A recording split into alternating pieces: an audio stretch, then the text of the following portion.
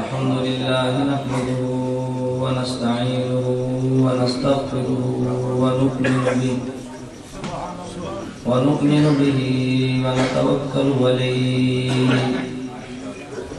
ونعوذ بالله من شرور أنفسنا ومن سيئات أعمالنا من يهده الله فلا مضل له ومن يضلل فلا هادي له ونشهد أن لا إله إلا الله وحده لا شريك له ونشهد أن سيدنا ومولانا محمدا عبده ورسوله أما بعد فأعوذ بالله من الشيطان الرجيم بسم الله الرحمن الرحيم ما آتاكم الرسول فخذوه وما نهاكم عنه فانتهوا عن أنس رضي الله عنه قال قال النبي صلى الله عليه وسلم الأنبياء أحياء في قبورهم يصلون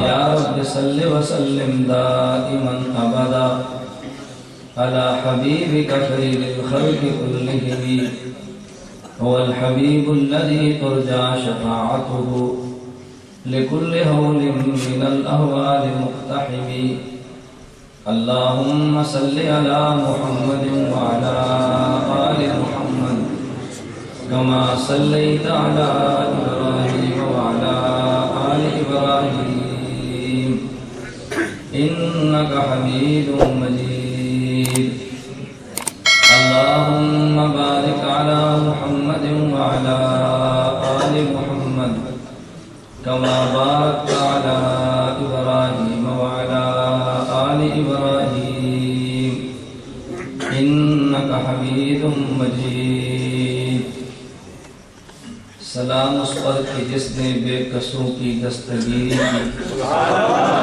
سلام اس پر کہ جس نے بادشاہی میں فقیری کی سلام اس پر کہ اسرار محبت جس نے سمجھائے سلام اس پر کہ جس نے زخم کھائے پھول برسائے سلام اس پر جو خون کے پیاسوں کو قبائیں دیتا تھا سلام اس پر جو گالیاں سن کر بھی دعائیں دیتا تھا سلام اس پر جو سچائی کی خاطر دکھ اٹھاتا تھا سلام اس پر جو بھوکا رہ کے اوروں کو کھلاتا تھا سلام اس پر کہ جس کے گھر نہ چاندی تھی نہ سونا تھا سلام اس پر کہ ٹوٹا ہوا بوریا جس کا بچھونا تھا سلام اس پر کہ جس نے بھر دی جولیاں فقیروں کی سلام اس پر کہ جس نے کھول دی مشکل اسیروں کی میرے نہایت واجب الاحترام بزرگوں مسلک اہل سنت والجماعت سے تعلق رکھنے والے بزرگ نوجوان دوستوں اور بھائیوں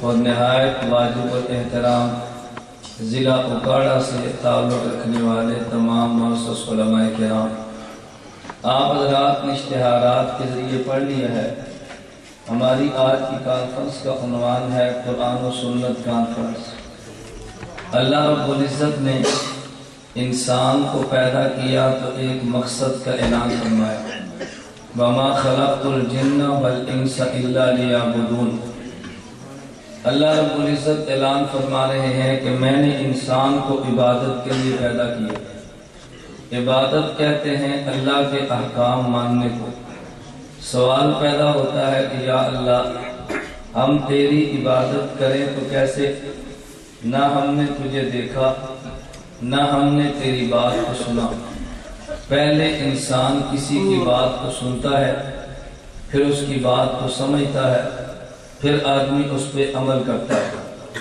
ایک انسان کسی کی بات سن بھی نہ سکے جب سنے گا نہیں تو بات کو سمجھ نہیں سکے گا اگر سن بھی نہ سکے اور سمجھے بھی نہ تیری عبادت کرے تو کیسے اللہ رب العزت قرآن کریم میں اس سوال کا جواب دیتے ہوئے ارشاد فرما رہے ہیں لَقَدْ كَانَ لَكُمْ فِي رَسُولِ اللَّهِ أُسْوَةٌ حَسَنَةٌ اگر تم نے مجھے نہیں دیکھا اگر تم نے مجھے نہیں سنا تو میں نے ایسی شخصیت کو نبی بنا کر بھیجا ہے جس نے مجھے دیکھا بھی ہے اور مجھے سنا بھی ہے۔ وَمَا يَنطِقُ عَنِ الْهَوَىٰ إِنْ هُوَ إِلَّا وَحْيٌ يُوحَىٰ، وہ نبی جب بھی کہتا ہے تو بات میری کہتا ہے، وہ نبی اپنی طرف سے کچھ نہیں کہتا۔ تو خاتم الانبیاء محمد عربی صلی اللہ علیہ وسلم یہ رسول ہیں، خاتم الانبیاء محمد عربی صلی اللہ علیہ وسلم پیغمبر ہیں، خاتم الانبیاء محمد عربی صلی اللہ علیہ وسلم حق جل مجدہ کے قاصد ہیں۔ نبی کریم صلی اللہ علیہ وسلم نے ارشاد فرمایا، انما انا قاسم واللہ یعطی، اللہ رب العزت مجھے علم احکام عطا کرتے ہیں، میں اللہ کے عطا کردہ علم احکام کو امت میں تقسیم کرتا ہوں۔ خاتم الانبیاء صلی اللہ علیہ وسلم اللہ کا پیغام اللہ سے لے کر اللہ کے بندوں کو دیتے ہیں۔ پیغمبر کے ذمے اللہ کے پیغام کو امت تک پہنچانا ہے۔ نبی اللہ کا پیغام دنیا میں پیش کرتا ہے۔ اس پیغام کی دو صورتیں ہیں، کبھی پیغمبر اللہ کا پیغام انسان کو دے گا، کبھی پیغمبر اللہ کا پیغام امت کو دے گا۔ اس میں الفاظ بھی اللہ کے ہوں گے، مراد بھی اللہ کی ہوگی۔ کبھی پیغمبر امت کو پیغام اللہ کا دے گا، الفاظ پیغمبر کے ہوں گے اور مراد اللہ کی خود اللہ کی ہوگی۔ میں اس کو سمجھانے کے لیے دو مثالیں عرض کرتا ہوں۔ آپ حضرات اگر اپنی مسجد اور مدرسے میں یا کسی بھی جگہ پہ کانفرنس منعقد کریں، اس کانفرنس اور جلسے کی اطلاعات دینے کی دو صورتیں ہیں۔ نمبر ایک، آپ اشتہار شائع کر دیں، اشتہار میں کانفرنس کا عنوان بھی لکھ دیں، آنے والے خطیب کا نام لکھ کر القاب بھی لکھ دیں۔ اب اس اشتہار کے ذریعے آپ کا پیغام اپنے ضلع، اپنی تحصیل اور اپنے علاقوں میں پہنچا ہے۔ دوسری صورت یہ ہے، کانفرنس رکھ دیں، اشتہار نہ چھپوائیں، مساجد کے ائمہ کے ذریعے اعلانات کروا دیں کہ ہماری مسجد میں فلاں تاریخ کو فلاں وقت کانفرنس ہے اور فلاں آدمی اس کانفرنس سے خطاب کرے گا۔ اب ائمہ مساجد اپنی مسجد میں جب اعلان کرتے ہیں تو ان کا طریقہ کار یہ ہوگا کہ فلاں مسجد میں فلاں وقت جلسہ فلاں عنوان پہ ہوگا، اس سے پیر طریقت فلاں خطاب کریں گے۔ کوئی کہتا ہے جی فلاں جگہ پہ جلسہ ہوگا، اس سے فلاں خطیب اسلام بیان کریں گے۔ کوئی کہتا ہے جی فلاں جگہ پہ فلاں تاریخ کو جلسہ ہوگا اور اس میں فلاں مناظر بیان کریں گے۔ ہر خطیب، ہر امام اپنے لفظوں میں آپ کے جلسے کا اعلان کرتا ہے۔ ان دونوں اعلانات اور اطلاعات میں فرق یہ ہے، جب آپ نے اشتہار شائع کر کے جلسے کی اطلاعات عوام تک دی ہے، اس میں الفاظ بھی آپ کے تھے اور مراد بھی آپ کی تھی، لیکن جب ائمہ کے ذریعے آپ نے مساجد میں اپنے جلسے کا اعلان کروایا تو ہر امام کے الفاظ اپنے ہوتے ہیں مگر مطلب اور مراد آپ ہی کی ہوتی ہے، اپنا اس کا کوئی مطلب نہیں ہوتا۔ میں سمجھانے کے لیے ایک دوسری مثال عرض کرتا ہوں۔ اگر کوئی شخص اپنے بیٹے، اپنی بیٹی کا اپنے بیٹے یا اپنی بیٹی کا نکاح کرتا ہے، شادی کا دن رکھ دیا جاتا ہے، اپنے رشتہ دار، احباب اور دوستوں کو اطلاع دینے کی دو صورتیں ہیں۔ ایک صورت تو یہ ہے آپ شادی کارڈ چھپوا دیں، آپ تحریر لکھ لیں، اپنے احباب تک پہنچا دیں، اور دوسری صورت یہ ہے آپ حضرات کے علاقے میں طریقہ کیا ہے میرے علم میں نہیں ہے، ہمارے سرگودے میں نائی کے ذریعے پیغام بھجواتے ہیں، اور نائی جب پیغام لے کر جاتا ہے کہتے ہیں کہ کیوں آیا، کہ نائی آخر میں گنڈ لے کے آیا، چودھری بشیر دے پتر دا ویاہ ہے تو میں گنڈ لے کے آیا۔ اب پیغام کا ایک طریقہ تو یہ ہوتا ہے آپ دعوت نامہ اور کارڈ چھپائیں اور اپنے احباب کو اطلاع کر دیں، اور دوسرا طریقہ یہ ہے آپ نائی یا کسی شخص کے ذریعے زبانی اطلاع کر دیں۔ دونوں میں فرق کیا ہے؟ اگر آپ نے دعوت نامہ اور کارڈ شائع کر دیا، اس پیغام نکاح میں الفاظ بھی آپ کے ہیں، اور مطلب بھی آپ کا ہے، لیکن اگر دعوت نامہ آپ نے جاری نہیں کیا اور یہ نائی آپ کا پیغام لے کر گیا ہے تو الفاظ نائی کے اپنے ہوں گے، لیکن پیغام مراد وہی ہوگا جو آپ چاہتے ہیں۔ وہ یہی کہتا ہے فلاں لڑکے کا نکاح ہے، یہی کہتا ہے فلاں کے بیٹے کا نکاح ہے، یہی کہتا ہے جی فلاں کی بیٹی سے نکاح ہے، فلاں وقت شادی ہوگی۔ جو پیغام آپ کا تھا وہی دیا نا، مگر الفاظ اپنے تھے۔ اب توجہ رکھنا، میں ایک جملہ کہنے لگا ہوں، اللہ کا پیغمبر اللہ کا پیغام امت کو دیتا ہے، کبھی الفاظ بھی اللہ کے اور مراد بھی اللہ کی، کبھی الفاظ پیغمبر کے اور مراد اللہ کی۔ اگر الفاظ بھی اللہ کے ہوں اور مراد بھی اللہ کی ہو، اسے قرآن کہتے ہیں۔ اگر الفاظ پیغمبر کی ہو، مراد اللہ کی ہو، اسے حدیث کہتے ہیں۔ قرآن بھی پیغام رب کا ہے، حدیث بھی پیغام رب کی ہے۔ قرآن کو ماننا بھی ایمان ہے، حدیث پیغمبر کو ماننا بھی ایمان ہے۔ اللہ کا قرآن ہو تب بھی مان لے، ایمان ہے۔ پیغمبر کا فرمان ہو تب بھی مان لے، ایمان ہے۔ جو دونوں میں سے ایک کو نہیں مانتا وہ پکا بے ایمان ہے۔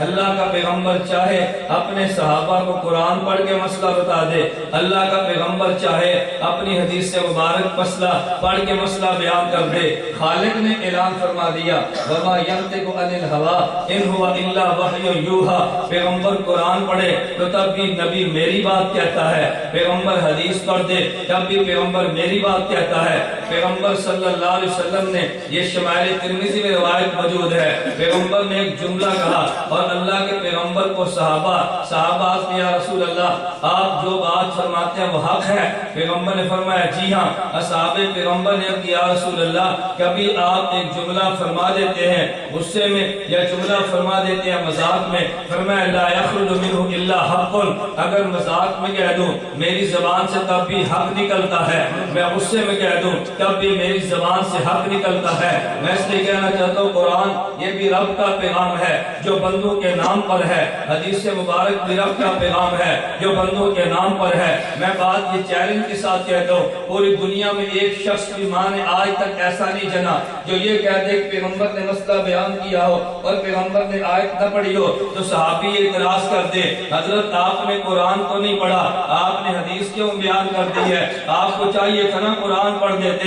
نہیں، صحابی رسول سمجھتا تھا پیغمبر قرآن پڑھے تو بھی رب کا پیغام ہے، پیغمبر حدیث پڑھے تو بھی رب کا پیغام ہے۔ پھر میں یہ بات کہنا چاہتا ہوں، اگر آج کے دور میں کوئی مسئلہ بیان سننے کے بعد یہ بات کہتے ہیں آپ نے قرآن کی آیت نہیں پڑھی، آپ نے حدیث پڑھی ہے نا، ہم وہ بات مانیں گے جو قرآن میں موجود ہے، اگر حدیث پڑھو گے تو نہیں مانتے۔ میں کہتا ہوں یہ پیغام رب کا بھی منکر ہے، اصحاب پیغمبر کے طریق کا بھی منکر ہے۔ نبی چاہے تو قرآن پڑھتے، نبی چاہے تو حدیث پڑھتے، قرآن بھی پیغام ہے رب کا، حدیث بھی پیغام ہے رب کا۔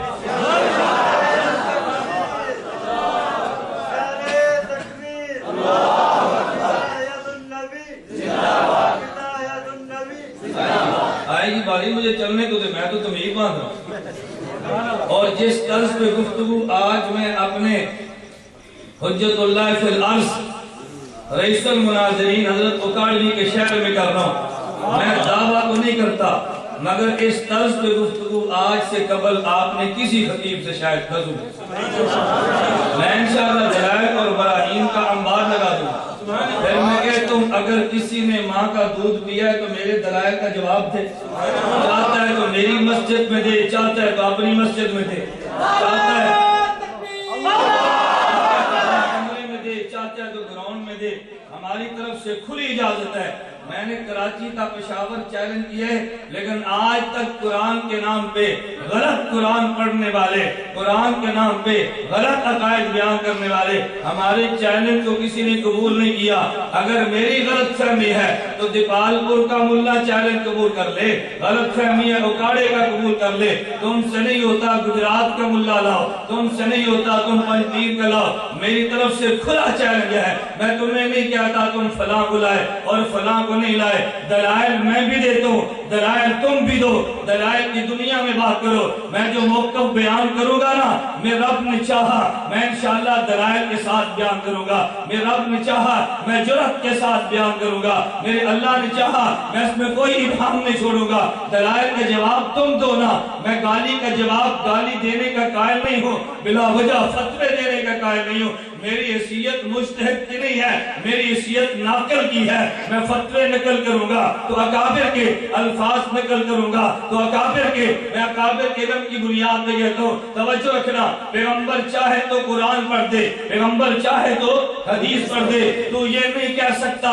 قرآن کیوں پڑھا ہے، تو یہ نہیں کہہ سکتا حدیث کیوں پڑھی ہے۔ ہم نے دونوں کو پیغام خدا سمجھ کر قبول کیا ہے۔ میں لاہور میں تھا، ایک شخص میزبان مجھے کہنے لگا اور جی آپ سے ایک آدمی ملنا چاہتا ہے۔ میں نے کہا لاؤ، میرے پاس آیا تو کہتے ہیں حضرت میں نے آپ سے مسئلہ پوچھ رہے ہیں۔ میں نے کہا جھوٹ نہیں بولنا، مسئلہ پوچھنا ہے یا مسئلہ بتانا ہے؟ بعض مسئلہ پوچھنے کے عنوان پہ مسئلہ بتانے کے لیے تشریف لاتے ہیں، وہ سمجھتے ہیں کہ ہمارے علم کا تو دنیا میں جواب ہی کوئی نہیں۔ میں نے کہا کہاں سے آئے؟ کہتا ہے میں توحید مسجد میں نماز پڑھتا ہوں، مجھے کچھ سمجھ آئی ہے کیا کہنا چاہتا ہے۔ فوراً آئے جی میں نے بات کرنی ہے۔ میں نے کہا بڑے شوق سے کرے۔ کہتے ہیں حضرت میرا سوال یہ ہے کہ جو انسان مر کے قبر میں چلا جاتا ہے تو قبر میں اسی قبر میں عذاب ہوتا ہے، اسی قبر میں ثواب ہوتا ہے جس میں مردے کو دفن کر دیا جاتا ہے۔ میں نے کہا اسی قبر میں عذاب ہے، اسی قبر میں ثواب ہے جس میں تم نے مردے کو دفن کر دیا۔ مجھے فوراً کہتے ہیں آپ یہ بات قرآن سے ثابت کر سکتے ہیں؟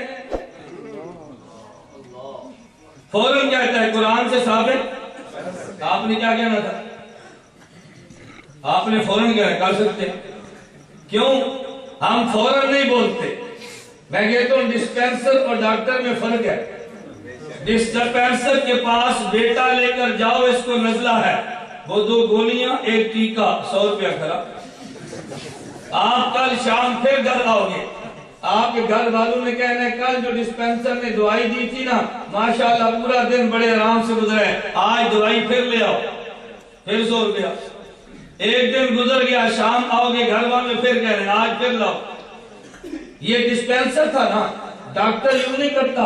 ڈاکٹر کے پاس بیٹا لے کر جاؤ، اس کو نزلہ ہے، ڈاکٹر فوراً سوال کرے گا اس نے کوئی چیز کھٹی تو نہیں کھائی؟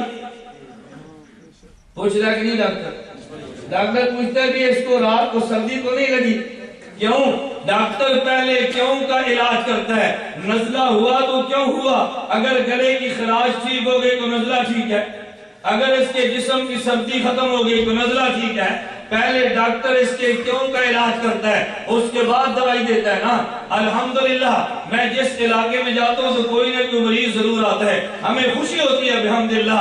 اس کا مطلب یہ ہے اس مریض نے ہمیں ڈاکٹر مانا تو آیا نا، اگر یہ ڈاکٹر نہ مانا تو مریض نہ آتا۔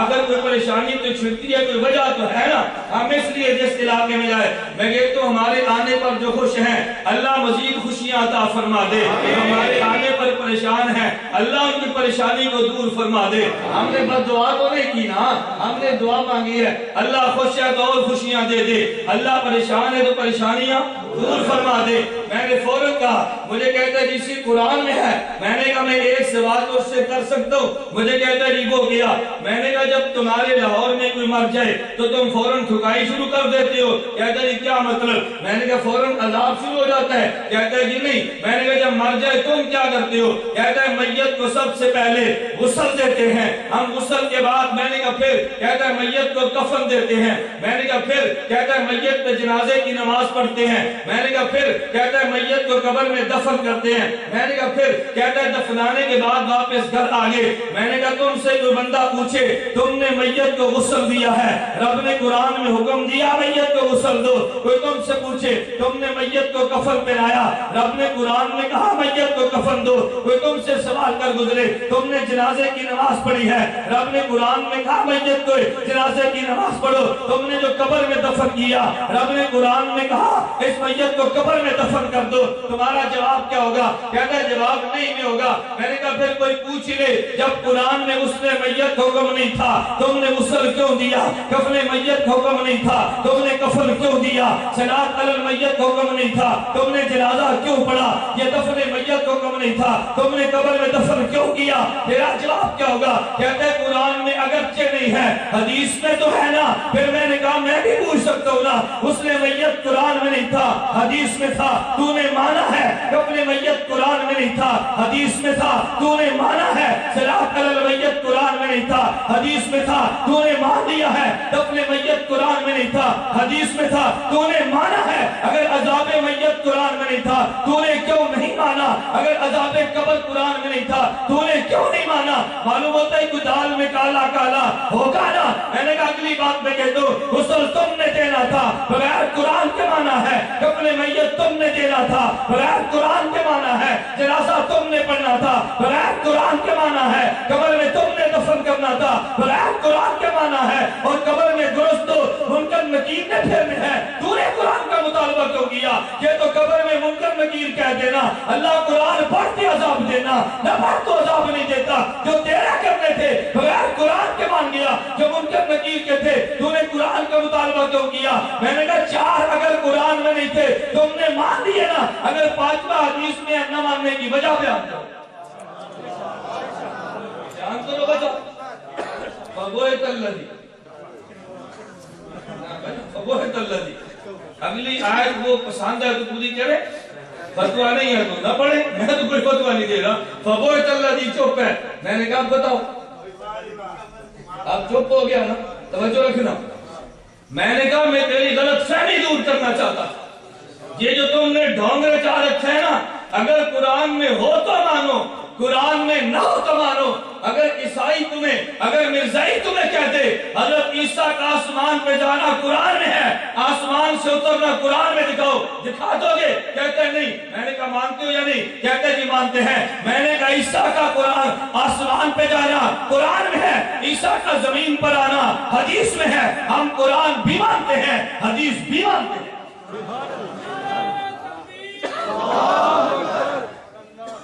بڑے کو نعرہ نہیں لگتا تسی نہ لاؤ۔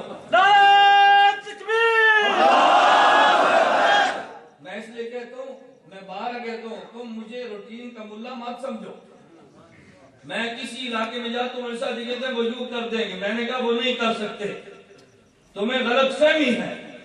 کبھی گھر کا آدمی پہلوان بھی ہو نا، ماں کہہ کہ بہ جا، میں تیرے آپ دوست پہ آگے جوان کی تم بولنا، وہ تو گھر کی ہوتی ہے نا۔ دشمن سے پوچھو نا پہلوان کسے کہتے ہیں، تمہارے تو میں گھر کا ہوں، تمہارے تو گھر کا فرد ہوں نا، تم مجھے کہہ دو کہ مجھے غصہ نہیں آتا، میرے دشمن سے پوچھو یہ کون، تمہیں نیند سکون کی آنی ہے، ذرا ان سے تو پوچھو، تمہیں اندازہ نہیں ہے۔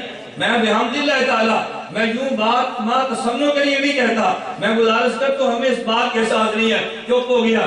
میں نے کہا اب تو خاموش ہو گیا نا، اب عذاب قبر کی آیات سن، میں آیات پڑھتا ہوں۔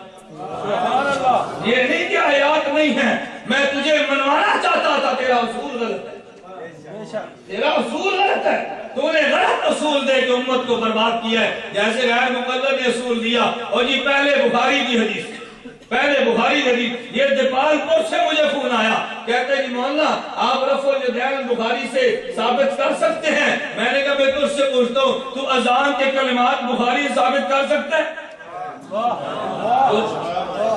کہتا ہے جی نہیں۔ میں نے کہا یار تو کلمات اذان کی بات کہتا ہے، جو کلمہ تو پڑھتے ہے بخاری ثابت کر سکتے ہے؟ تو کہتا ہے یہ آپ نے تو سوال کیا ہے، میں نے حدیث پوچھی تھی۔ میں نے کہا شیخ کوکاڑی رحمہ اللہ فرماتے تھے عالم ہو دلیل دو، جاہل ہو سوال کرو۔ عالم ہو تو اور جاہل ہو تو میرا سوال ہے، مرد ہے اس نے دلیل پوچھنے دی لوڑی کوئی نہیں۔ میں نے کہا بھئی تیرا مسئلہ تو سوال سے حل ہو گیا نا، تجھے دلیل کی کیا حاجت ہے؟ کیا سارے مسئلے بخاری میں؟ کہہ دے اس کو چھوڑو، تم رفع الیدین کی بات کرو۔ میں نے کہا جو رفع الیدین پہ تیرا عمل ہے بخاری میں نہیں ہے، جو میرا ہے وہ بخاری میں۔ کہتا جی کہاں پہ؟ میں نے کہا تینوں بخاری ہونی نہیں، میں پڑھا گا، تجھے نہیں آنی۔ میں گزارش کر رہا ہوں اللہ ہمیں بات سمجھنے کی توفیق دے۔ پیغمبر قرآن پڑھے تو بولیے نا، پیغمبر حدیث پڑھے، قرآن بھی پیغام رب کا، حدیث بھی پیغام۔ آپ ان کے گور نہیں جانتے۔ مولانا طارق جلیل دامت برکاتہ کی مدد سے فون آیا، مولانا ریاض صاحب نے فون کیا، میں نام اس لیے دیتا ہوں کہ تم یہ نہ کوئی شاید جھوٹ بولتا ہے۔ ان کی عادت ہے. ساتھی کہتے ہیں یہ امتی یوں کہہ رہے تھے. میں نے کہا جو نبی پر جھوٹ بول سکتا ہے ہمارے پر بول پڑا تو کیا ہوا؟ جو قرآن پہ جھوٹ بول سکتا ہے، پیغمبر پہ جھوٹ بول سکتا ہے، 1400 سالہ کعبے پہ جھوٹ بول سکتا ہے، ہمارے جھوٹ بولا تو کون سی قیامت ٹوٹ گئی ہے؟ مجھے مولانا نے کہا جب ملتان کے علاقے میں ہو تو ایک دن ہمارا بھی رکھنا. میں نے کہا جی ٹھیک ہے. ملتان جمعہ تھا، میں جمعرات کو تلمبہ مدرسے میں پہنچا جو رائل کی شاپ ہے.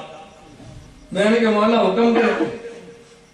کہا یہ قادر پرامہ ایک قصبہ ہے، اس میں سید ذوالفقار ہے، وہ اس قبر میں عذاب کا قائل نہیں ہے. مولانا طارق جمیل دامت برکاتہم گئے ہیں دعوت دینے کے لیے. اس نے 2 گھنٹے مولانا سے بحث کی لیکن مولانا اس کو لاجواب نہ کر سکے. کیوں؟ وہ کہتا عذاب قبر قرآن سے پیش کرو. مولانا فرماتے نماز کا حکم تو قرآن میں ہے، تفصیلات حدیث میں ہے. زکوٰۃ کا حکم قرآن میں ہے، تفصیلات حدیث میں ہے. حج عمرے کا حکم قرآن میں ہے اور تفصیلات حدیث میں ہے. عذاب کا ذکر قرآن میں ہے، تفصیلات حدیث میں ہے. مولانا کی بات تو بڑی معقول تھی، بڑی جاندار علمی بات تھی، مگر مولانا مناظر تو نہیں تھے نا، واعظ اور مبلغ تھے. مبلغ ہونا اور بات ہے، مناظر ہونا اور بات ہے. میں مولانا کے علم کا انکار نہیں کر رہا، میں علم کا انکار تو نہیں کر رہا نا. بڑا عالم ہونا اور بات ہے، مناظر ہونا، مناظر اپنا فن ہے. مولانا بہت بڑے عالم ہیں، بہت بڑے واعظ ہیں، لاکھوں انسانوں کو مولانا سے نفع پہنچا ہے، مجھے اس بات کا کوئی انکار نہیں ہے، لیکن مناظر ہونا اور بات ہے. میں نے کہا چلیے اس سے بات کرتے ہیں. آپ یوں کرو کہ 2-4 علماء اس مدرسے کے، 2 خالد بن ولید کے، 2 جامعہ قادریہ کے، یوں 2 علماء ساتھ لے لو. آج گفتگو ہوگی نا عذاب قبر کے عنوان پہ، تمہیں پتا چلے کہ دشمن کو قابو کیا کیسے جاتا ہے. اب ان کی بنیاد کیا تھی؟ ہم اس قبر میں عذاب نہیں مانتے کیونکہ حدیث میں ہم قرآن میں نہیں ہے. مولانا فرماتے حدیث میں ہے ارے یاسب اللہ نقل کفر نباشت. وہ کہتے ہیں یہ حدیث تو جھوٹ کا پلندہ ہے، میرے سامنے حدیث پیش نہ کرو، قرآن پیش کرو. قرآن کہو گے مان لوں گا، قرآن نہیں دیتے میں نہیں مانتا. میں سمجھ گیا اس کا اصل مرض کون سا ہے. جب تک اس مرض کا علاج نہیں ہوگا یہ اس عذاب قبر کو ماننے کے لیے تیار نہیں ہوگا. بڑی لمبی بحث تھی، میں اس کا خلاصہ کرتا ہوں. مجھے کہتے عذاب قبر قرآن سے. میں نے کہا جی ہاں قرآن سے. مجھے کہتے کہاں پہ؟ میں نے کہا اللہ قرآن میں فرماتے ہیں یثبت اللہ الذین آمنوا بالقول الثابت فی الحیات الدنیا وفی الآخرہ. اللہ ثابت قدم کر دیتے ہیں ایمان والوں کو کلمہ طیبہ لا الہ الا اللہ محمد رسول اللہ کی وجہ سے. رب دنیا میں بھی ثابت قدم فرماتے ہیں، رب قبر میں بھی ثابت قدم فرماتے ہیں. میرے علم میں تھا اس نے اعتراض کون سا کرنا ہے. مجھے فوراً کہتے ہیں مولانا آپ نے ترجمہ غلط کر دیا. میں نے کہا ترجمہ میں نے کیسے غلط کیا؟ کہتا ہے یہ رب فرما رہے ہیں قرآن کریم میں اللہ ثابت قدم رکھتا ہے ایمان کو کلمے کی وجہ سے. دنیا میں اللہ ثابت قدم رکھتا ہے ایمان کو کلمے کی وجہ سے. آخرت میں تم نے آخرت کا معنی کور کر دیا، تم نے معنی غلط کیے. میں نے کہا میرا دوست میں تو اس سے پوچھ سکتا ہوں نا، میرے علم میں تھا جو تم نے اعتراض کرنا ہے. میں نے اس لیے تو آخرت کا معنی کور کیا ہے نا. میں نے اس سے فوراً پوچھا، میں نے کہا مجھے یہ بتاؤ ساتھ مولوی عبداللہ حیب ملا بھی موجود تھے نا. میں نے کہا قرآن میں مجھ سے یہ بتاؤ امن کا معنی کیا ہے. مجھے کہتا ہے جی امن کا معنی ماں ہے. میں نے کہا نہیں امن کا معنی ماں تو نہیں ہے. کہتا جی کیوں نہیں ہے؟ میں نے کہا سورۃ القاریہ پڑھو. اللہ قرآن میں فرماتے ہیں اما من خفت موازینہ فامہ ہاویہ. اگر گناہ زیادہ ہوگے نیک اعمال کم ہوگے اس کی ماں کا نام ہاویہ ہوگا. فرعون کی ماں کا نام ہاویہ تھا، ابو جہل کی ماں کا نام ہاویہ تھا. کہتے ہیں یہاں امن کا معنی ٹھکانا ہے. تو میں نے کہا پھر امن کا معنی ہمیشہ ماں نہ ہوا نا، کبھی معنی ماں بنے گا امہ صدیقہ، کبھی اس کا معنی ٹھکانا ہوگا امہ ہاویہ. میں نے کہا قرآن اور آیت پڑھیے والذی انزل علیک الکتاب منہ آیات محکمات ہن ام الکتاب. رب نے کہا قرآن میں 2 قسم کی آیات ہیں، محکمات بھی ہیں متشابہات بھی ہیں. محکمات ام الکتاب ہے، معنی ٹھکانا کرو گے. کہتے ہیں جی نہیں. میں نے کہا ام کا معنی کیا؟ کہتے ہیں اصل ہے۔ میں نے کہا پھر میں کہہ سکتا ہوں نا ام کا معنی کبھی ماں ہوگا ام صدیقہ، کبھی ام کا معنی ٹھکانہ ہوگا ام حاویہ، کبھی ام کا معنی اصل ہوگا ام کتابیں۔ پھر معلوم ہوا آخرت کا معنی کیا ہوگا؟ یہ دنیا ہے، مرنے کے بعد قبر ہے تو بھی آخرت، قبر کے بعد حشر ہے تو بھی آخرت، قبر کے بعد پل صراط ہے تو بھی آخرت، اور قبر کے بعد جنت اور جہنم ہے تو بھی آخرت۔ میں نے کہا دنیا کے بعد قبر یہ بھی آخرت کا حصہ، دنیا کے بعد حشر ہے آخرت کا حصہ، دنیا کے بعد پل صراط ہے آخرت کا حصہ، دنیا کے بعد جنت اور جہنم ہے، یہ سارا ہی آخرت ہے۔ میں مثال سمجھانے کے لیے تو اگر کوئی مجھ سے پوچھے مولانا آج کہاں پر ہو، کوئی مجھ سے پوچھے آج کہاں پر ہو، سعودیہ سے ملک اسد صاحب کا فون تھا کہاں جا رہے ہیں، میں نے کہا یہ آج اکاڑا جا رہا ہوں۔ دیپال بولیا اکاڑا، میں نے کیا کہا؟ میں نے غلط کہا؟ توجہ رکھنا، دیپال پور بھی اکاڑا، حجرہ شاہ مقیم بھی اکاڑا، حویلی لکھا بھی، مجھے اب سارے نام نہیں حدیث کی، رنالہ خورد بھی، یہ سارے اکاڑے ہی ہیں۔ توجہ رکھنا، اکاڑا سٹی اور شہر کا نام نہیں ہے، سارے مضافات کا نام۔ اگر اکاڑے میں سے خاص جگہ بتانی ہو تمہیں بتانا پڑے گا یہ اکاڑا فلاں جگہ۔ مجھے سے آپ پوچھے یہ آج کہاں پر ہیں، میں کہتا ہوں آج میں اکاڑے آ رہا ہوں، اکاڑے والوں نے فوراً پوچھ رہے ہیں اکاڑا کس جگہ، اکاڑا مجھ سے پوچھے نہیں مولانا کہاں رہتے ہیں، میں نے کہا سرگودا، آپ کے لیے کافی ہے۔ مجھ سے پوچھے کہاں رہتے ہیں، میں کہتا ہوں 87 جنوبی، تو سب پوچھتے ہیں 87 جنوبی کتھے، میں کہنا سرگودا۔ توجہ رکھنا، اب 87 کہنے سے تمہیں بات سمجھ، لیکن سرگودا کہنے سے بات، اکاڑا سٹی کا نام نہیں ہے، اکاڑا پورے ضلع کی حدود کا نام ہے۔ میں نے کہا آخرت حشر کا نام نہیں ہے، آخرت قبر سے لے کے جنت اور جہنم تک کا نام ہے۔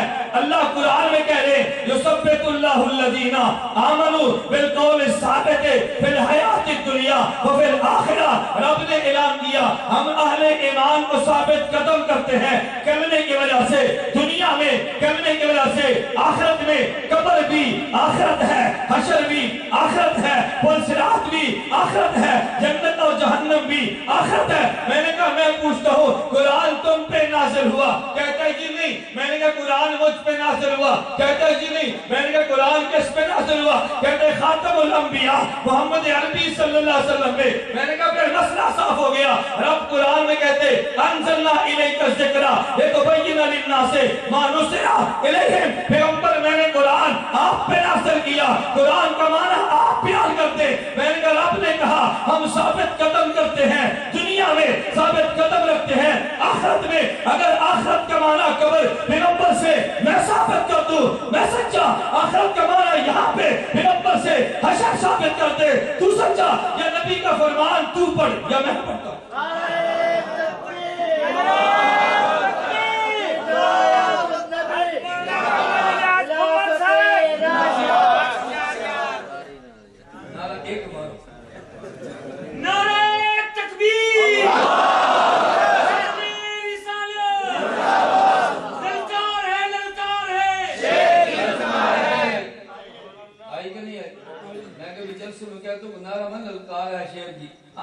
جملے کیوں آندے میں کہ پھر کی آکھڑے 10 بولا کی آکھڑے۔ حضرت حکیم اختر دامت برکاتہ میرے شیخ ہیں، جلسے میں بیان فرما رہے تھے، کہا یہ اختر کا شعر ہے، شاعر بھی ہیں، اختر کا شعر ہے، بعضوں کو ہضم نہیں ہوتا۔ ایک مول صاحب کھڑے ہو گئے، آپ بار بار کیوں کہتے ہیں اختر کا شعر ہے؟ پر میں کیا کہوں پھر تیرا شعر بھائی جب ہے اختر کا تو اختر ہی کہوں گا نا۔ میں ساتھی سے یہ کہتا ہوں خود لڑنے کی طاقت نہیں ہوتی، کوئی لڑے تو برداشت نہیں ہوتا۔ میں اپنے لیے نہیں کہہ رہا، کوئی لڑے تو پھر برداشت نہیں، بھائی لڑو، نہیں لڑ سکتے تو پھر لڑنے والے کو برداشت کرو نا۔ جس نے جنگ لڑنی ہے اس کا نعرہ نہیں لگنا، بول دے نہیں تو لگنا ہے نا۔ میں اپنے نعرے پر نہیں، میں یونیورسٹی دلائل دے رہا ہوں، جس نے کام کرنا ہے تو نعرہ لگنا ہے نا۔ بات سننا، توجہ رکھنا۔ میں نے اسے کہا قرآن کس پہ نازل ہوا، بولیے نا، قرآن پیغمبر پہ، توجہ رکھنا۔ وہ کیا کہتا تھا؟ مولانا طارق جمیل صاحب سے کہنا ہے اور جی علیہ باللہ حدیث جھوٹ کا پرندہ قرآن پڑھے، اگر میں جا کر حدیث پڑھتا نا مجھے اس نے کہنا تھا میں نہیں مانتا، میں نے پہلے حدیث منوائی ہے، بغیر حدیث کا نام لیے منوائی ہے نا۔ میں نے کہا آخرت کا لفظ پیغمبر پہ نازل ہوا، آخرت کا معنی نبی کرے گا نا، ساری عوام کہتے ہیں یہ نبی کرے گا۔ میں نے کہا سنن ابی داؤد کی روایت میں پڑھتا ہوں، پیغمبر نے آخرت کا معنی قبر کیا ہے، معنی تو پڑھ دے، پیغمبر نے آخرت کا معنی یہاں پہ حشر کیا ہے، میں کر دوں تو میرا معنی سچا، تو کر دے تو تیرا معنی سچا۔ برا بن عاصم رضی اللہ عنہ کہتے ہیں اللہ کے پیغمبر نے فرمایا انسان مر جاتا ہے، قبر میں دفن کر دیا جاتا ہے، دعا تو روح ہو اس کی روح کو لٹا دیا جاتا ہے، فرشتے پوچھتا ہے من ربک، وہ کہتا ہے ربی اللہ، فرشتہ کہتا ہے من نبیو، کہتا ہے نبی جی محمد صلی اللہ علیہ وسلم، فرشتہ کہتا ہے ما دینک، کہتے ہیں دین الاسلام۔ جب تین سوالات کا جواب دیتے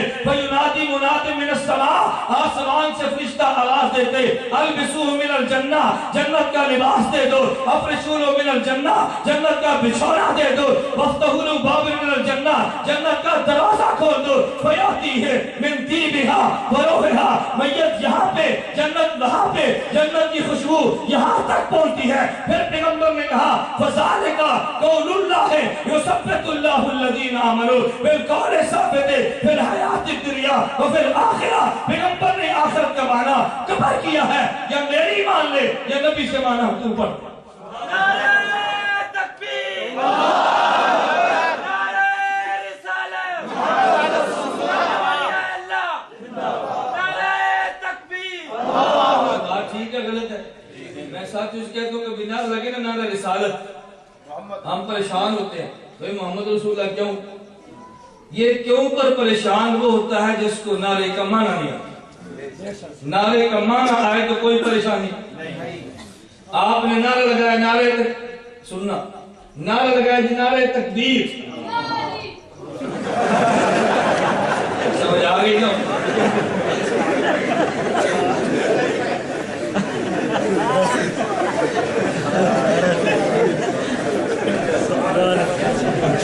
توجہ رکھنا، نعرہ لگا نعرہ تکبیر، توجہ رکھنا۔ نعرہ تکبیر کیا مطلب تھا؟ جواب نہیں دینا، میری بات سنو۔ جب ایک آدمی کہتا ہے نعرہ تکبیر، وہ سوال کرتا ہے کہ سب سے بڑا کون؟ جواب میں کیا کہتے ہیں؟ ایک کہتا ہے نعرہ رسالت، وہ پوچھتا ہے تمہارا رسول کون ہے؟ کیا جواب دو گے؟ اگر رسول کا نام یا ہے تو یا رسول اللہ کہہ دے، اگر رسول کا نام محمد ہے تو محمد رسول اللہ کہہ دے۔ بات اتنی ہے نا، پہلے نعرے والے کا مطلب تو سمجھو، نعرہ لگا کیوں رہا ہے؟ جب تک یہ بات سمجھ نہیں آتی تو نعرے کا جواب بھی سمجھ میں نہیں آتا۔ یہ میں نے تھوڑی سی تمہید باندھی ہے، میں تمہید باندھنے کے بعد تھوڑے سے دلائل آپ کے سامنے عرض کرتا ہوں، اللہ میں بات سمجھنے کی توفیق عطا فرما دے۔ میری عادت یہ ہے میں اپنے عنوان سے باہر گفتگو نہیں کرتا۔ ہمارا آج کا عنوان یہ تھا قرآن و سنت کانفرنس، توجہ رکھنا۔ میں نے اس کے لیے تمہید یہ باندھی ہے، پیغمبر اللہ کا پیغام امت کے نام لاتا ہے، کبھی الفاظ اللہ کے مراد اللہ کی، نام قرآن ہے، مراد الفاظ پیغمبر کے، اور مراد اللہ کی تو نام حدیث ہے۔ قرآن بھی پیغام خدا ہے اور حدیث بھی پیغام خدا ہے۔ قرآن کی شرح پیغمبر اپنے مبارک الفاظ سے کرتا ہے، پیغمبر چاہے تو قرآن پڑھ دے، پیغمبر چاہے تو حدیث پڑھ دے۔ ہم قرآن بھی مانتے ہیں اور پیغمبر کی حدیث بھی مانتے ہیں۔ کسی نے حدیث کو دیکھا قرآن کا انکار کر گیا، کسی نے قرآن کو دیکھا حدیث کا انکار کر گیا۔ ہم ان کے لیے قرآن بھی نہیں ہے، ہم ان کے لیے حدیث بھی نہیں ہے، ہم قرآن بھی مانتے ہیں اور حدیث پیغمبر بھی مانتے ہیں۔ توجہ رکھنا، میں 4-5 مسئلے بیان کرنے لگوں، میں قرآن کی آیت بھی پڑھوں گا، حدیث پیغمبر بھی پڑھوں گا، پھر فیصلہ میں تم سے کروں گا۔ مجھے اب تم بتاؤ کہ میں نے مانا میں نے مسئلہ غلط بیان کیا ہے یا میں نے مسئلہ ٹھیک بیان کیا ہے۔ اگر تمہیں میرے مسئلے پر اعتراض ہو، تمہیں حق حاصل ہے، تم چٹ لکھو، میرے رب نے چاہا میں تمہارا جواب انشاءاللہ دے کر اٹھوں گا، تمہیں گلا نہیں ہوگا۔ ہم نے چٹ دی ہے اور جواب نہیں آیا، کبھی سوال نہیں کریں گے اور یہ سوال کیوں نہیں کیا؟ کہتا ہے ہمارا مہمان تھا، ہم نے اس لیے سوال استعمال نہیں کیا. اگر مہمان کی آمد میں تم نے حیا کیا ہے تو صبح فجر کے بعد بے حیا بن کے اس مہمان کے خلاف تو بولنا نہ شروع کر دینا. اگر غیرت تھی تو مہمان سے روک لیتا, اگر غیرت نہیں تھی مہمان کے جانے کے بعد بھی زبان چپ کر لیتا. میں جب بھی کسی ضلع میں جاتا ہوں الحمدللہ چھپ کر نہیں جاتا, اشتہار لگوا کر جاتا ہوں. تمہیں معلوم ہوتا ہے اس نے کس موضوع پہ گفتگو کرنی ہے. میری آمد سے پہلے نہیں بولیں گے, میرے جلسے میں بات نہیں کریں گے, میں چلا جاؤں گا پھر کہتے ہیں یہ مسئلہ غلط بیان کیا تھا, دلیل غلط بیان کی تھی. بھئی تم ٹوک دیتے نا, کہا جی مہمان تھا ہم نے حیا کیا. تو جب مہمان کے سامنے حیا کیا تو مہمان کے جانے کے بعد بھی حیا کر لیتا نا. یہ کون سی حیا ہے؟ مہمان کے سامنے جواب مت دو, مہمان کے جانے کے بعد پروپیگنڈا شروع کر دو. توجہ رکھنا, میں کہتا ہوں قرآن بھی ہے, پیغمبر کی حدیث بھی ہے. نمبر 1 قرآن کو پڑھیے. اللہ قرآن میں اعلان فرما رہے ہیں یا نساء النبی لستن کاحد من النساء, اے میرے پیغمبر کی بیویوں تم عام عورتوں کی طرح نہیں ہو. اللہ نے پیغمبر کی ازواج کے لیے 2 لفظ استعمال کیے. Number 1 لستن, number 2 کاحد. اللہ قرآن میں کہتے ہیں قل هو اللہ احد اللہ الصمد لم یلد ولم یولد ولم یکن له کفوا احد. اللہ نے اپنی ذات کے لیے 2 لفظ استعمال کیے. نمبر 1 لم یکن له نفی کا صیغہ لائے. نمبر 2 احد, اللہ لفظ احد لائے ہیں تو رب نے بتا دیا لستن کاحد کہ جس طرح کائنات میں تم جیسی کوئی عورت نہیں ہے. لم یکن له کفوا احد, تو میرا ہمسر بھی کائنات میں کوئی نہیں ہے. رب ایک لفظ اپنے لیے لایا, کوئی لفظ پیغمبر کی بیوی کے لیے لایا تو رب نے لفظ بول دیا کہ جس طرح میرا ہمسر کائنات میں کوئی نہیں, تمہاری ہمسر بھی کائنات میں کوئی عورت نہیں ہے. وہ جیسا خدا نہیں ہے, تم جیسی کوئی عورت نہیں ہے. لستن کاحد من النساء.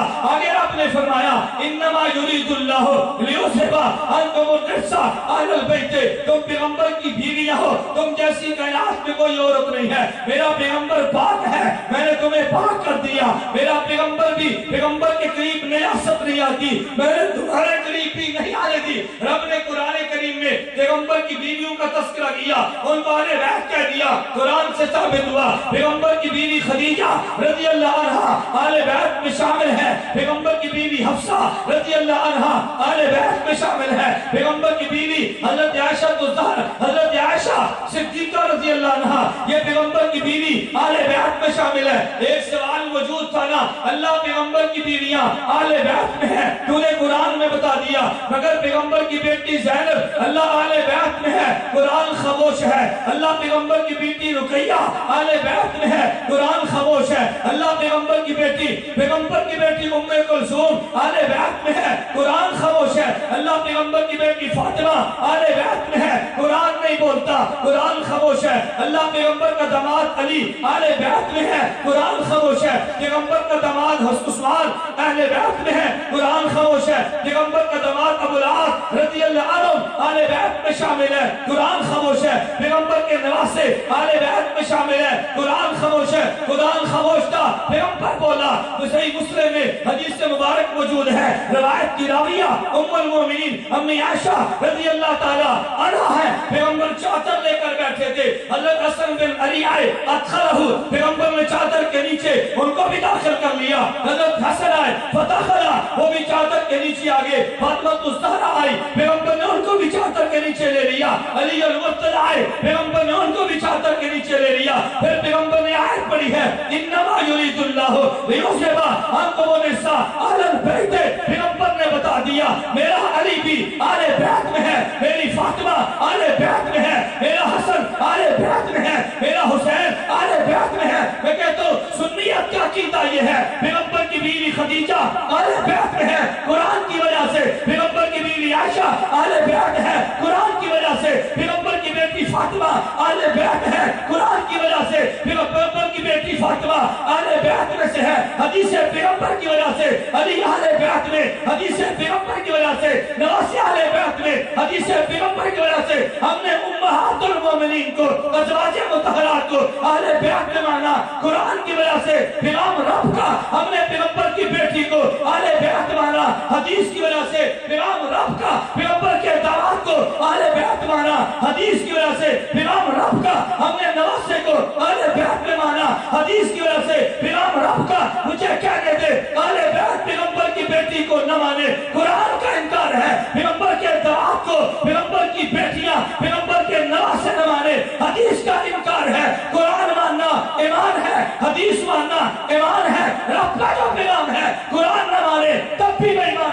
حدیث کا مانے تب بھی بےمان ہے. ہم نے ان کو مانا قرآن بولا ہے, ان کو مانا پیغمبر کا فرمان. نعرہ تکبیر, شان رسالت, شان اہل بیت, للکار ہے للکار ہے, للکار ہے للکار ہے.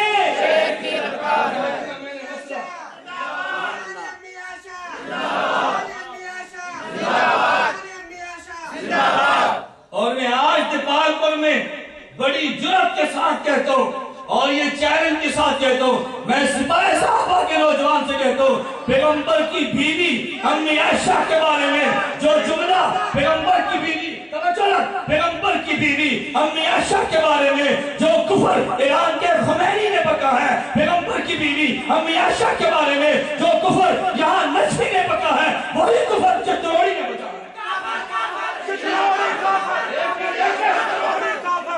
ایک منٹ میری بات سن, میں کہتا ہوں اگر شیعت سے نفرت ہے, مماتی سے نفرت کیوں نہیں ہے؟ اگر وہ پکے تب بھی بے ایمان ہے, یہ پکے تب بھی بے ایمان. بے شک بات ٹھیک ہے غلط ہے؟ میں کہتا ہوں توجہ رکھنا, میں رب کی ذات پہ بھروسہ کر کے کہتا ہوں, اتحاد اہل سنت والجماعت پوری دنیا کی دیوبندیت کی واحد وہ جماعت ہے جس کے سٹیج پہ نہ بڑا باطل ہے نہ چھوٹا باطل ہے. بات ٹھیک ہے غلط ہے؟ واحد جماعت ہے, نہ بڑا نہ چھوٹا. مجھے آج ایک ساتھی نے فون کیا نورپور سے, کہتا ہے مولانا یہاں پر حیات نماز کا مسئلہ چھڑ گیا. میں نے کہا پھر کیا ہوا؟ پھر کیا ہوا؟ کہتا ہے یہ پہلے نہیں تھا. میں نے کہا پہلے سنی شیعت کا بھی نہیں تھا, کیوں چھیڑا؟ بات ٹھیک ہے غلط ہے؟ نہ چھیڑتے نہ میں ہی دکھا مسئلہ, توجہ رکھنا. کہتے جی ہماری جماعت موجود ہے. میں نے کہا ہمیں خوشی ہے. میں نے کہا میری بات پہ ناراض مت ہونا, میں جانے داری سے بات کہتا ہوں, اگر مولانا فضل الرحمان دامت برکات تم کسی کو ساتھ ملائیں تمہیں گلا ہے یا نہیں؟ اگر تم ملاؤ تو پھر سٹیج دونوں صاف کر دو نا. اگر دونوں نہیں کر سکتے پھر فضل الرحمان پہ گلا چھوڑ دو. بات ٹھیک ہے؟ پھر مولانا پہ گلا چھوڑ دو. میں تو بات غلط نہیں کہتا, میں بڑے جرأت کے ساتھ کہتا ہوں, مولانا فضل الرحمان بھی میرا قائد ہے, مولانا حیدری بھی میرے قائد ہیں, مولانا سلیم اللہ بھی میرا قائد ہے, حاجی عبدالوہاب بھی میرے قائد ہیں, یہ سارے ہمارے قائد ہیں. اگر کوئی آدمی حالات کی وجہ سے کسی کو ساتھ ملاتا ہے وہ تو ہر کسی نے ملایا ہوا ہے. اتحاد بحمداللہ واحد وہ جماعت ہے جس کے سٹیج پہ کوئی باطل نہیں, نہ بڑا نہ چھوٹا. میں دیانتداری کے ساتھ کہتا ہوں, میری بات ریکارڈ ہو رہی ہے. علامہ حیدری دامت برکاتہم سرگودا میرے پاس تشریف لائے. مولانا فرمایا مولانا میں ایک بات تمہیں کہتا ہوں, ہم میں تم میں فرق ہے. مولانا سے پوچھو, کہا ہم میں تم میں فرق ہے. میں نے کہا جی کیا؟ فرمایا ہم جز ہے تم کھولو. سبحان اللہ. میں نے کہا تو وہ کیسے؟ وہ کیسے؟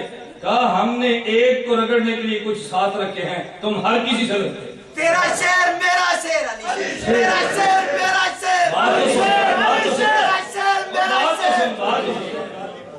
بات نہیں سمجھ, اب تمہیں مجھے شیر کہنا چاہیے, علی شیر تو مجھے شیر کہنا. للکار ہے للکار ہے.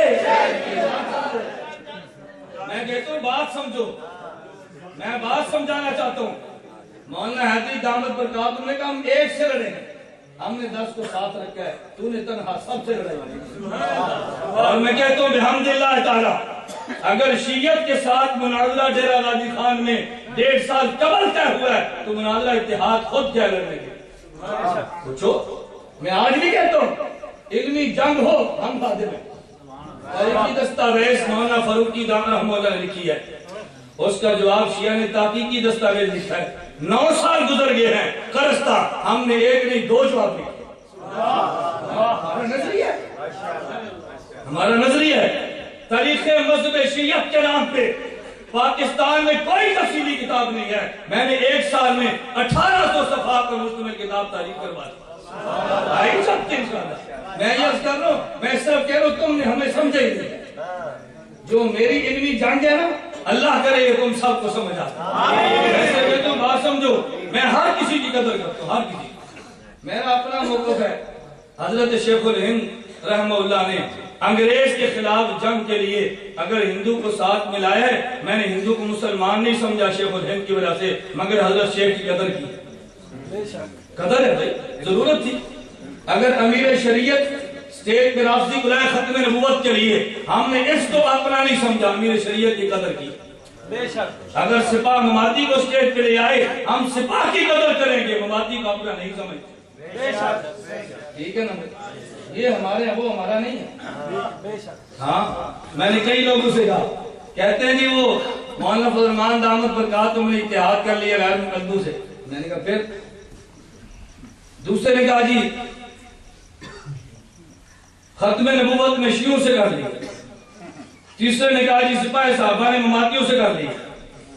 میں نے کہا وہ ہمارا موقع بھی سنو، ہمارا بھی سنو. خاتم الانبیاء صلی اللہ علیہ وسلم حضور فاتح بن کے مکہ میں داخل ہوئے. پیغمبر نے کہا معافی ہے، لا تثریب علیکم اليوم، آج عام معافی کا اعلان ہے، مگر فلاں ابن فلاں، فلاں ابن فلاں، فلاں ابن فلاں، فلانا ابن فلاں، ان 13 کے لیے کوئی معافی نہیں. توجہ رکھنا، صحابی ہے کہ یا رسول اللہ عبداللہ بن خطل کے لیے بھی نہیں ہے. کہا نہیں. حضور نے پوچھا کیوں؟ کہ حضور عبداللہ ابن خطل بیت اللہ کے خلاف، بیت اللہ کے پردے کے نیچے چھپ کے رو رہا ہے. فرمایا وہی مارو.